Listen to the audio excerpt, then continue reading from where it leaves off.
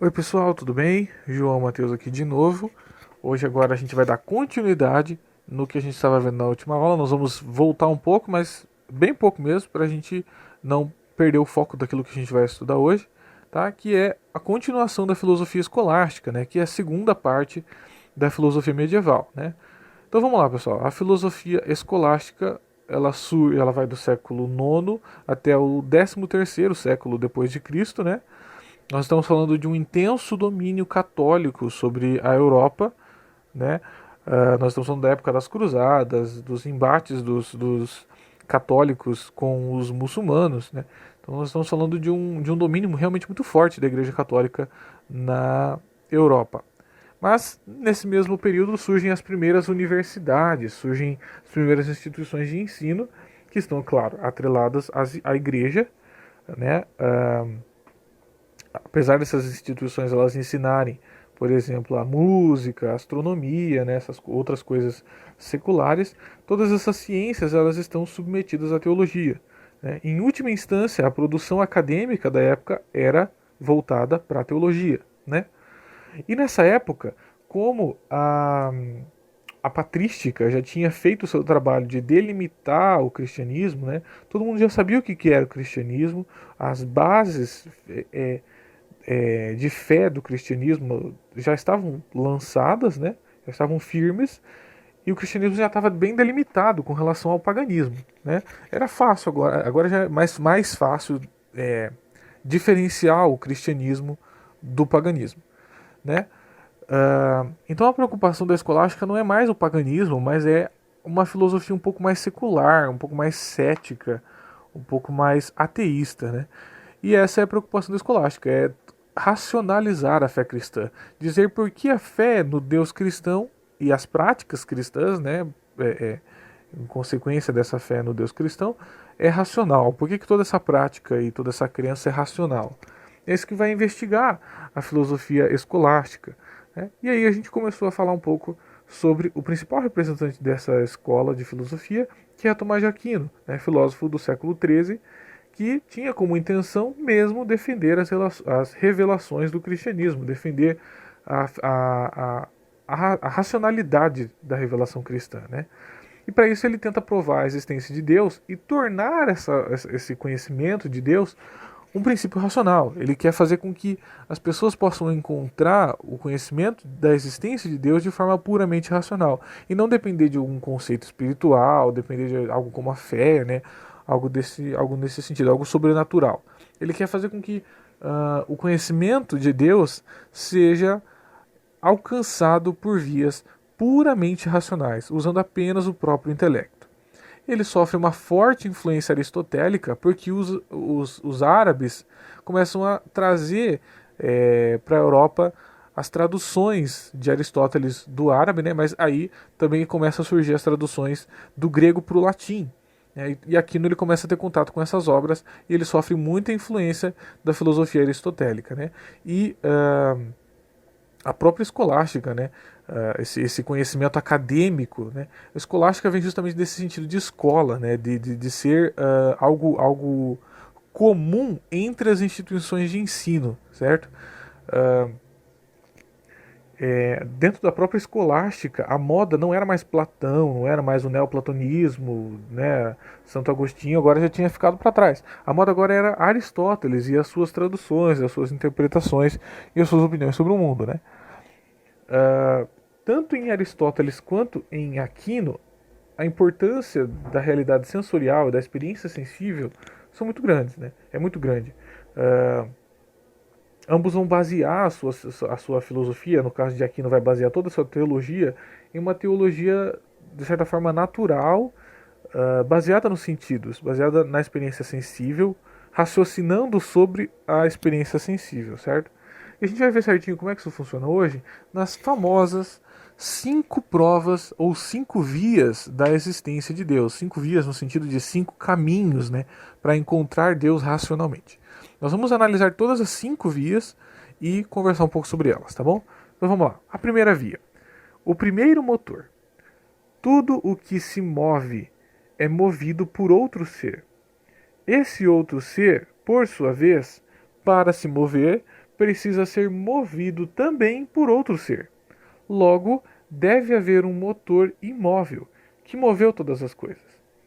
Perceba que esse é um raciocínio baseado na experiência sensível mesmo, né? De compreender que um objeto ele só é movido na medida em que ele é movido por outro objeto, né? E esse objeto que moveu o primeiro objeto também deve ter sido movido por outro, né? O que Aquino está dizendo aqui é basicamente que se eu aceito que um objeto move outro, que move outro, que move outro, que move outro, que é como a nossa realidade física se apresenta, eu acabo caindo em uma redução ao infinito. Ou seja, todos os objetos eles vão se movendo ao infinito, mas isso é impossível, isso é ilógico, porque uma sequência de eventos ele precisa ter um começo fixo. Tem que existir algo que moveu a primeira peça para mover as outras peças. É como justamente essa ideia de engrenagens, né? Que alguém de fora gira a primeira engrenagem e o movimento dessa engrenagem, se todas as engrenagens estiverem juntinhas, o movimento da primeira engrenagem vai mover todas as outras em sequência, cada uma em sua vez, né? É o mesmo princípio da ideia do movimento aqui em Aquino. É preciso que algo exterior aos objetos movidos seja movido. E esse algo exterior não pode ser movido por outro objeto. Ele precisa ser o primeiro motor, né? Ele precisa ser aquilo que gera o movimento. Certo? Qualquer dúvida nessas questões podem entrar em contato pelo e-mail, tá, pessoal? joão.mateusdoct@gmail.com. A segunda via, causa eficiente. Todas as coisas no mundo não possuem em si a causa eficiente de sua existência, mas começam a existir por outra causa anterior. Deve existir uma causa primária que deu origem a todas as outras causas. É muito parecida com a primeira via essa, né? É justamente a ideia de que você existe, mas você não existe por si mesmo, né? Não foi você mesmo quem fez com que você existisse. Foi uma relação de causa e efeito. Algo antes de você, no caso, a relação amorosa dos seus pais, fez com que você existisse. Outros exemplos, um livro. Um livro existe, mas um livro ele não existe em si mesmo. Né? Ele foi fruto de outra causa que um escritor com uma ideia que se pôs a escrever e criou um livro. A explicação para a existência de algo não está no próprio objeto, mas está em algo anterior a esse objeto, uma causa anterior. Um objeto ele não existe por si só, ele existe enquanto criado por um objeto anterior. E é justamente esse o princípio. Só que a mesma coisa da primeira via. Se eu penso em causa, efeito, causa, efeito, causa, efeito, causa, efeito, até o infinito, isso se torna ilógico, porque eu estou dizendo justamente que a realidade é causa dela mesma, entende? O universo existe por si mesmo. Mas isso para Aquino é ilógico. Então ele diz, deve ter existido uma causa fora da própria realidade, fora da própria experiência sensível, que deu origem a todas as outras causas e efeitos. Certo? Foi uma causa fora de toda da realidade física que nós conhecemos, que criou um efeito, e esse efeito se tornou uma causa, que gerou outro, e outro, e outro, e outro, e assim por diante até chegar aqui. Certo? Qualquer dúvida já sabem, podem entrar em contato. A terceira via, ser necessário e ser contingente. Todo ser contingente pode deixar de existir. Se todas as coisas que existem podem deixar de existir, então em algum momento nada existiu. Mas se fosse assim, nada também existiria agora. Portanto, é necessário que haja um ser que sempre existiu. Ou seja, é necessário que haja um ser necessário em si mesmo. Quando a gente diz em ser contingente, nós estamos falando justamente dessa relação de causa e efeito. Nós estamos falando justamente que esse ser ele poderia não existir. É uma relação de causa e efeito. Uma relação de algo que aconteceu antes, que criou as condições necessárias para um outro ser existir. Mas o mesmo princípio. Se todo ser fosse contingente, a ideia é justamente que todo ser contingente deixa de existir em algum momento. Todo ser que começa a existir, em algum momento vai deixar de existir também, né? Mas se for assim, então em algum momento nada existiu. Por isso é necessário que haja um ser eterno, um ser que existe desde sempre e que é a causa de todos os seres contingentes. É necessário que exista um ser necessário, porque senão a ideia é justamente que um dia existiu um nada, ou nada existiu. Só que é aquele velho axioma da filosofia, né? Do nada, nada sai. Se antes não existia nada, agora também não deveria existir nada. Então deve ter alguma coisa que existia e não era o nada, né? A quarta via, os graus de perfeição. As coisas possuem qualidades, e a qualidade de uma coisa é maior que a de outra. Por isso dizemos que algo é mais belo, ou mais forte, ou mais verdadeiro do que outra coisa.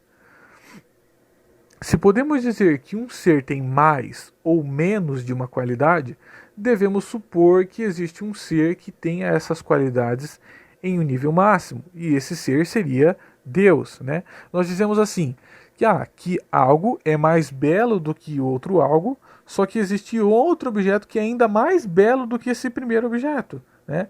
E esse outro objeto tem um outro objeto que ainda é mais belo, né? Digamos, A é mais belo do que B, só que C é mais belo do que A. E pode existir algo que seja mais belo do que C, e algo que seja mais belo do que é mais belo do que C. Então, isso nos leva a pensar que existe algum ser que seja mais belo do que qualquer outra coisa, né?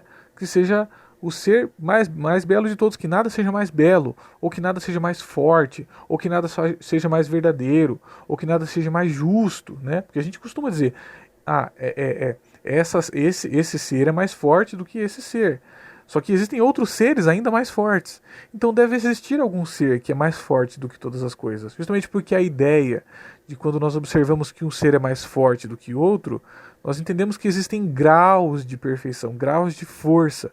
E ter graus de força indica justamente que existe um grau máximo. E um ser que possua esse grau máximo é entendido como Deus. Por isso a própria ideia de graus ou de perfeição, de qualidades, envolve a ideia de Deus, certo? Essa foi a quarta via. E a quinta e última via, para a gente encerrar, a finalidade do ser.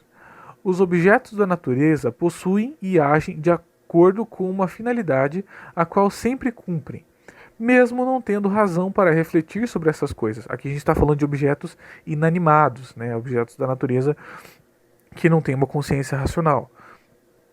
Logo, deve haver alguma mente inteligente que guia todas essas coisas. O que aqui não está dizendo aqui é basicamente que a natureza ela simplesmente cumpre o seu papel e faz tudo de forma tão exata, tão perfeita. Posteriormente a gente vai chamar esse argumento de argumento da sintonia fina, de como todo o universo ele está alinhado, como toda a natureza está alinhada, né? Para os entusiastas desse argumento. Mas a natureza em si ela não é racional, né? Os seres em si da natureza eles não são racionais. Então como que eles cumprem o seu papel por instinto dessa forma? De onde veio o instinto deles, né? Como é que eles cumprem de forma tão eficiente o seu papel dentro da natureza, com relação aos outros seres, com relação à sua própria existência, né? Aqui ele vai dizer que é necessário que exista uma mente inteligente que guia todos esses seres, porque senão o resultado seria o caos, o resultado seria a ineficiência da natureza. Mas para Aquino percebe que a natureza ela é eficiente, a natureza ela possui uma racionalidade, mas essa racionalidade não está em si. É uma espécie de razão que guia a natureza de fora da própria natureza, né? Que ordena a própria natureza. E essa mente necessariamente é Deus.